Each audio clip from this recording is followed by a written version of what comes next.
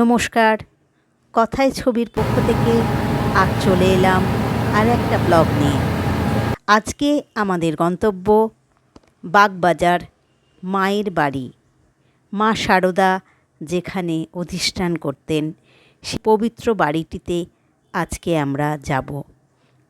আমরা এখন এসে উপস্থিত হয়েছি বাগবাজার স্টেশনে এবং সামনেই বাঁহাতে দেখতে পাচ্ছি মায়ের স্নানের ঘাট, যেখানে মা শারদা স্নান করতেন।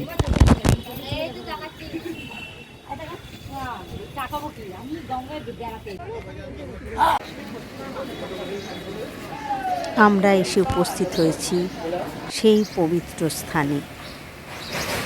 মা শারদা এখানে অধিষ্ঠান করতেন।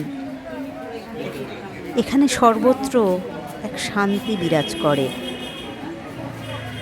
এখানকার যারা রয়েছেন কর্মীরা, সাধুরা এবং মহারাজরা সকলে ভীষণ ভক্তি সহকারে সকলকে আমন্ত্রণ জানাচ্ছেন এবং ভিতরে যাবার পর তারা সমস্ত নিয়মকানুন বুঝিয়ে দিচ্ছেন, কোথায় টিকিট কাটতে হবে, কোথা দিয়ে উঠতে হবে। এটি একতলা, দোতলায় রয়েছে মায়ের ঘর। প্রথমেই গিয়ে আমরা মাতৃদর্শন সারলাম। সিঁড়ি দিয়ে ওপরে উঠে গিয়ে মায়ের ঘর, মাকে প্রণাম করলাম। মা, আমাদের সকলকে ভালো রেখো, সুস্থ রেখো, এই পৃথিবীকে সমস্ত কলুষতা থেকে রক্ষা করো এবং সকলের মনে যেন শান্তি বিরাজ করে, এটাই আমার কামনা।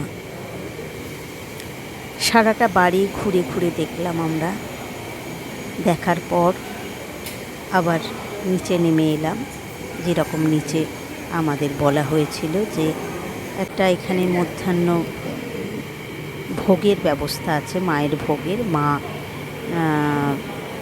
বলেইছিলেন যে আমার কাছে এসে আমার কোনো সন্তান যেন না খেয়ে চলে না যায়, সেজন্য এই ব্যবস্থা। নিচে টিকিট কাটার ঘর আছে সেখানে, কিন্তু কোনো নির্দিষ্ট মূল্য নেই। আপনি যা আপনার মন চায় সেই হিসাবেই আপনি নিবেদন করবেন।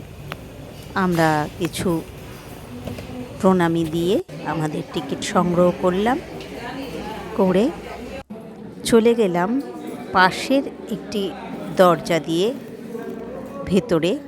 সেখানে খাওয়ার ব্যবস্থা ছিল। মায়ের ভোগ প্রথমে দেওয়া হলো অল্প করে সকলকে, তারপরে ভোগ দেওয়া হলো। আমরা খেয়ে বেরিয়ে এলাম। তারপর চলে এলাম বলরাম মন্দিরে। এই স্থানটিও ভীষণ রকম পবিত্র, এক অপার্থিব শান্তি বিরাজ করছে সর্বত্র। আমরা বলরাম মন্দির দর্শন করলাম, সিঁড়ি দিয়ে ওপরে চলে গেলাম। ওপরে প্রার্থনা কক্ষ, সেখানে তখন প্রার্থনার সঙ্গীত পরিবেশন করছিলেন এবং সকলে সেখানে উপস্থিত ছিলেন। আমরা খুব শান্ত এবং ধীরভাবে সেখানে প্রবেশ করলাম এবং প্রণাম সেরে আমরা নিচে নেমে এলাম। পথে যেতে যেতে আমরা আরও কিছু মন্দির দর্শন করেছি এবং এখানে একটা লিটল ম্যাগাজিন মেলাও হচ্ছিল, তখন তার প্রস্তুতি চলছিল। তার মাঝখান দিয়েই আমরা হেঁটে চলেছিলাম। অনেক বইয়ের সমাহার ঘটবে জানি, হয়তো আগামীকাল বা আজকেই, সেটা আমাদের দেখা হলো না। আমরা এরপর বাড়ি ফিরে এলাম আস্তে আস্তে। আজকে এইটুকুই। যদি আমার এই ভিডিওটি আপনাদের ভালো লাগে, লাইক, কমেন্ট এবং শেয়ার করবেন আর সাবস্ক্রাইব করে আমার সঙ্গে থাকবেন।